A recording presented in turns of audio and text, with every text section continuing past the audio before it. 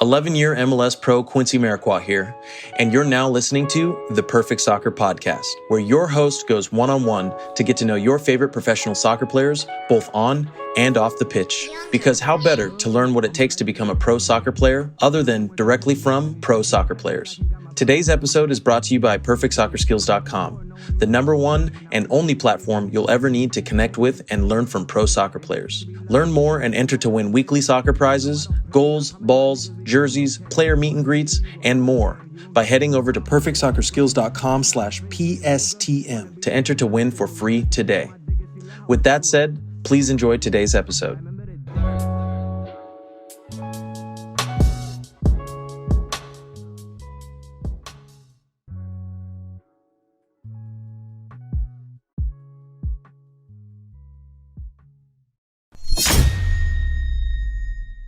What's up, everybody? Welcome back to another episode of the Perfect Soccer Podcast. Our special guest today is Chad Vandegriffe. Chad, how's it going?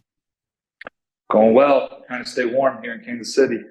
Yeah, I'm in Connecticut, so it's getting cold. I think it's kind of snowed yesterday. It was weird, and I was like not ready for it because I guess it's November, but yeah. Let's just go back in time a little bit. What's your first memory of playing soccer? First memory, probably just, 5, 6 years old, playing for my parish, St. Thomas the Apostle in Florissant, Missouri. So not super competitive, but kind of the first time I get on the field and play some games. Mm-hmm. Yeah. And then just going into like high school, I guess, like what was your recruiting process like? Yeah. So I had a coach for my CYC, which is just my parish team, and he formed a club, a team in the club. So I started playing with that, and he was kind of my mentor all the way up into high school. And I chose to go to a prep school and not the public high school near me. And part of that was the soccer aspect that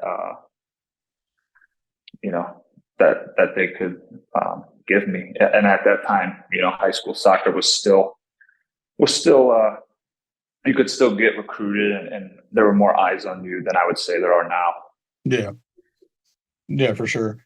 And then I saw you played multiple sports in high school. So did that help you in soccer instead of just focusing on soccer?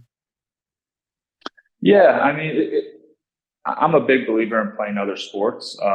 Baseball and basketball and soccer were my 3 sports in high school. It kind of takes your mind off of one sport, and you get a little more energy when that sport starts up. So I'm a big believer in that, and I think it helped me a lot. Yeah, definitely. That's a crazy combo. I feel like it's kind of rare: soccer, baseball, and basketball. Yeah, I'm right-footed, but left-handed. So basketball and baseball, but you're kind of limited in baseball being a left-hander. Yeah. Did you know, like, when did you know you were like better at soccer than the other 2 sports? Yeah, so I slowly gave up a sport. I would say like sophomore year gave up basketball, junior year gave up baseball, and then stuck with soccer. So I was kind of figuring out, size wise or where I could play the next level or the best college. So yeah, it kind of figured me out, Yeah. Yeah, no, for sure. And then your recruiting process to college, what was that like? You ended up going to SMU. Yeah, so that was a fun time, but it was also crazy. I didn't have anybody really. I didn't have somebody in a close circle really walking me through that recruiting process. So it was just a bunch of letters and emails and people coming out to games and showing some attention. So that was nice. And then once I started taking some visits, that was really cool just to see the the different schools. And I decided on SMU after making a few visits, and that was a good decision. Yeah, for sure. And then what was your time like there? I know you transferred to St. Louis University, where you're from. Yeah. And I mean, when I like with club soccer, the academy, that started up. So I was one of the first ages to do all that. And just to backtrack a little, but that was just a traveling league. So all those games were top clubs from all over the country, and there were college coaches lined up. So, the club soccer, Scott Gallagher, that I played for, it was a great team, and there were a lot of eyes on us and in that league that we were in. SMU it was for 2 years, and then I transferred to SLU for my last 2 years. Yeah. Then what was that like playing back home? Yeah, playing back home was really fun. I mean, there wasn't an MLS team at the time. Even now, they still draw big crowds. Soccer city, hometown. So, yeah, no football. Soccer's kind of the main sport. Basketball, big there as well. But yeah, I would say one of the interesting things was Shellis Hyndman was the coach at SMU when I was heading there, and then he took off to go to FC Dallas, and Tim McClement stepped in. And then when I went to SLU, same thing there. So both colleges, the coaches kind of left as I was coming in, and I was getting a new coach. But that didn't seem to mess with anything, to be honest. It was just kind of ironic. Yeah. Yeah, for sure. And then was there like a point in your college career that you knew you could be a pro? Oh, well, both of those programs I went to, honestly, they were crushing it in NCAA tournaments and conference tournaments. We didn't do so hot when I was at either of those. And then when I graduated from them, they did pretty well. I mean, it just kind of comes and goes, because they're great programs, but just so happened to be the times I was there, it wasn't, Elite Eight or anything like that. So being a defender, it made it kind of tough. I thought I played well enough to get some calls or maybe come into training camps or even get drafted. So I was still hopeful at that time. But I did not get drafted. And so that's when the fun begins, Yeah. You find out who you are. Yeah, no, for sure. And then was your goal always to go pro, or did you think you would have to just get a job after college? My goal was to always go pro, honestly, Gotcha. From a little kid, always. Yeah. So right after college, I was training with some MLS teams. I was going to some other combines, all that, getting some positive feedback, not getting calls back. But I was still grinding. That was still my passion, what I've always wanted to do. So there was a point in time where I had to work. Once nothing kind of worked out right after college with an outdoor team, I did work for about 8 months. So that was a tough time because it wasn't what I wanted to do. I wanted to play soccer as my job. So I was still training, dreaming, working. Sometimes I look back and I can't believe that I'm even where I am right now, just because things weren't working out, and I could have easily just settled it's done. Just start working real world. But it becomes more of a grind and a mental thing sometimes, because there's so many talented players.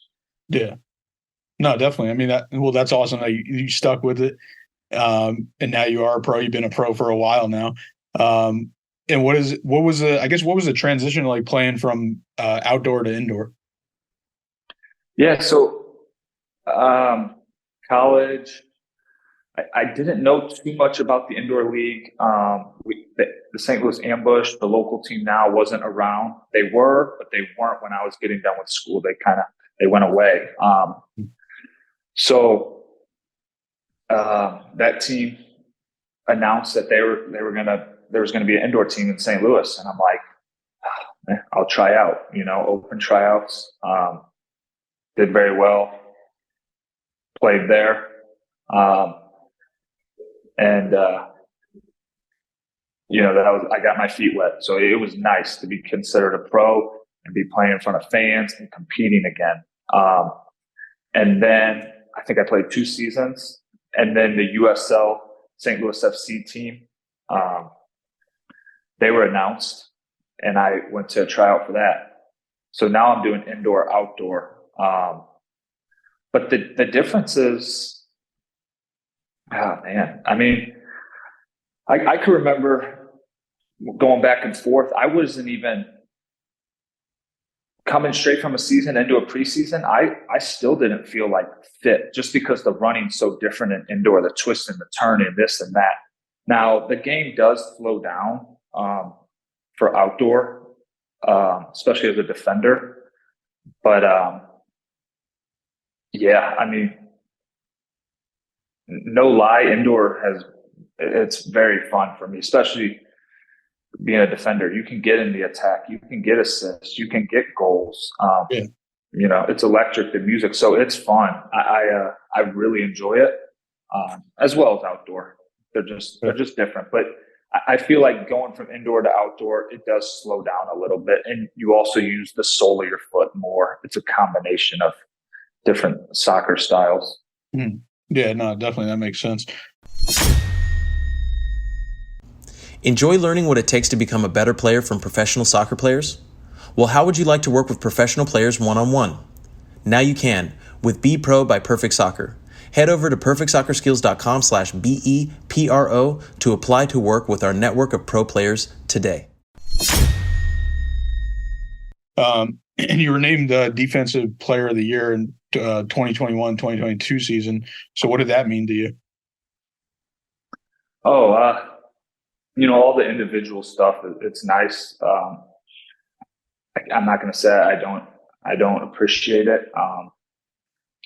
And one day maybe I'll look back and appreciate those even more.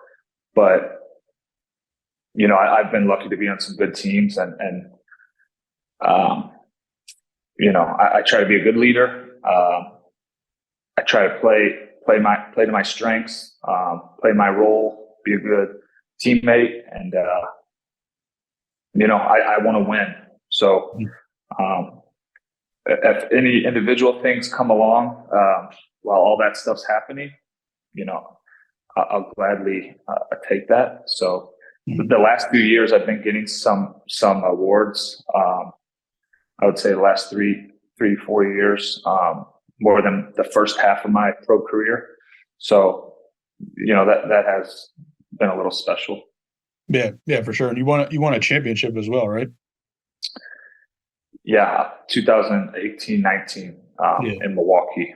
Yeah, that's great. And yeah, just like you were just mentioning. So how has that been? Like, have you just been progressively getting better because of all these accolades later in your career? Like a fine wine, right? Yeah. No, I mean, is it just like playing more and learning more about it?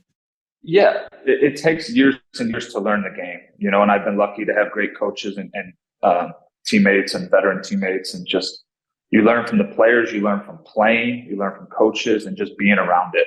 It's not something you can pick up in 1 season or 2 seasons. It takes a while. So yeah, the knowledge part, and you typically can see some older players as opposed to outdoor, just because that side of it, as your body starts failing, your mind's so strong with the game. you can outsmart those younger players trying to learn it. At the same time, you're still trying to give them tips and help them out, especially if they're on your team, right? Yeah. But I don't know. I think a lot of it is just the roles that you have on your team as well. Sometimes you sub in 3, sometimes you sub in 2, sometimes you're the first in your rotation, sometimes you're on defensive power plays, sometimes you're on man downs, different situations. So you might play more minutes, or you might have a bigger role on certain teams. So obviously you're going to get to showcase your talent. So I think that plays a part into the performances of the indoor players as well, because we're not all playing the same time or having set pieces designed for us or on man down. So the role's huge. Yeah. No, that makes sense.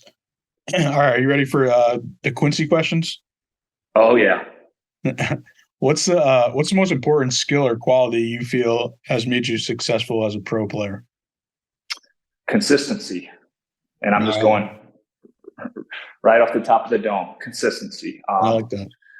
I coach and I play, and I feel that people just want consistency. You know what you're going to get out of me. And I've been consistent, whether that's the best player or not. I've been consistent. So I take pride in my consistency. Yeah, for sure. What's the biggest mistake you think pro players are making? Ooh, the biggest mistake. I think, and even going off of myself, is just working on straight weaknesses. Driving a ball with your weak foot, passing, settling, especially at a younger age, you work on your strengths and you just continue to work on them. But I wish I wouldn't have.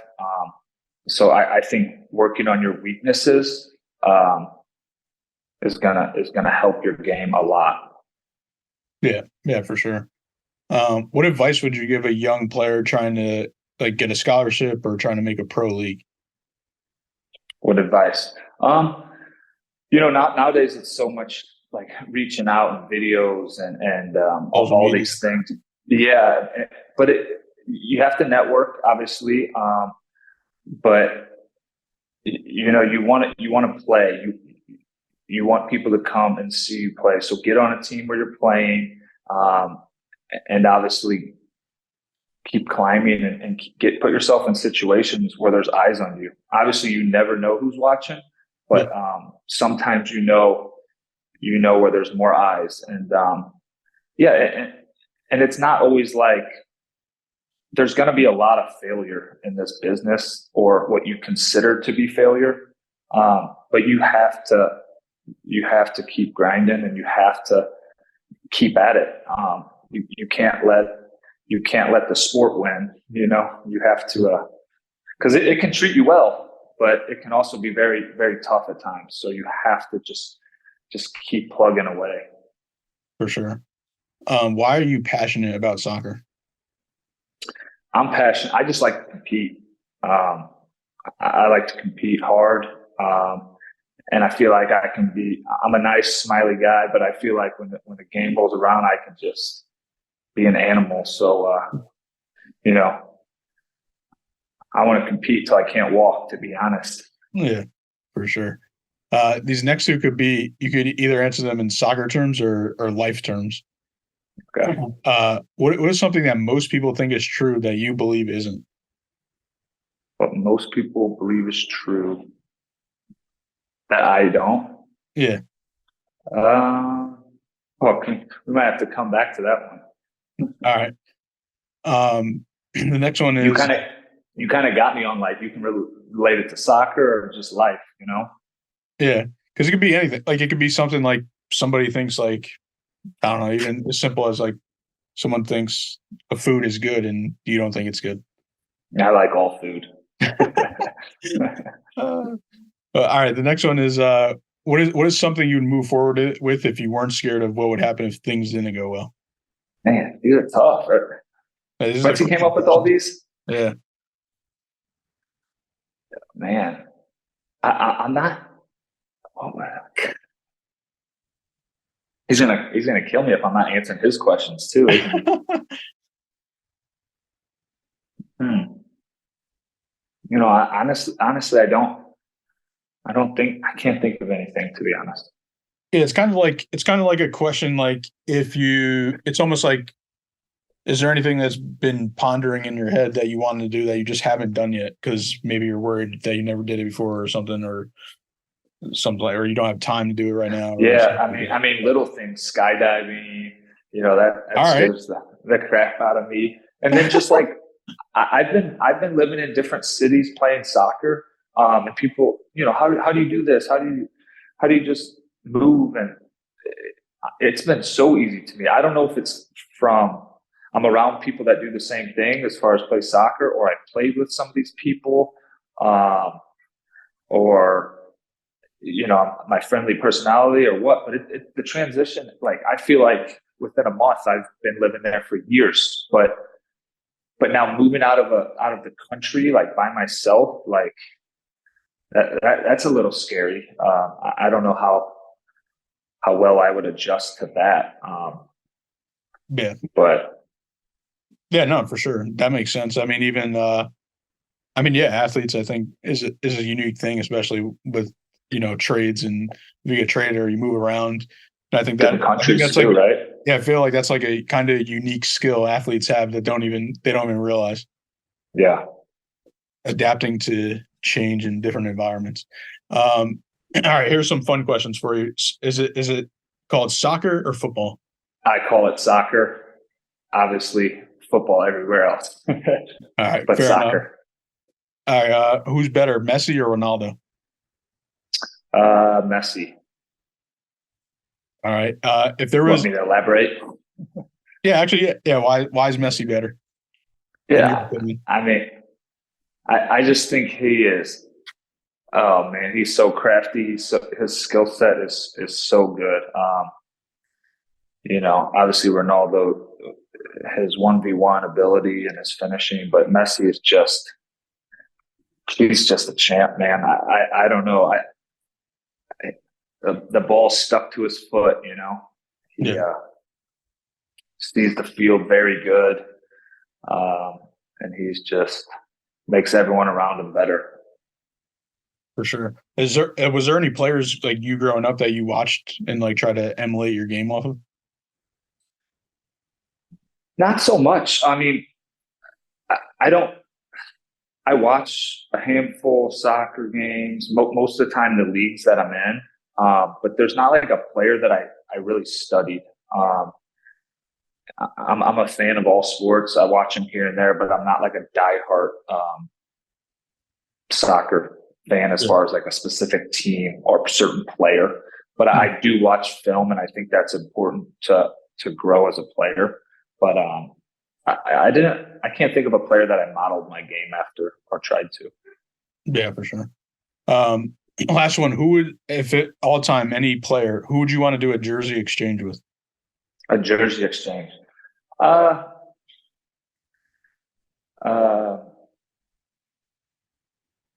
think David Beckham. Do I think he's the best player? Probably not. I just, you know, he's iconic. So we look the same. No, but I have a Roberto Carlos jersey, but we didn't exchange that. So yeah, I would go with Beckham. I think that would mean the most to me.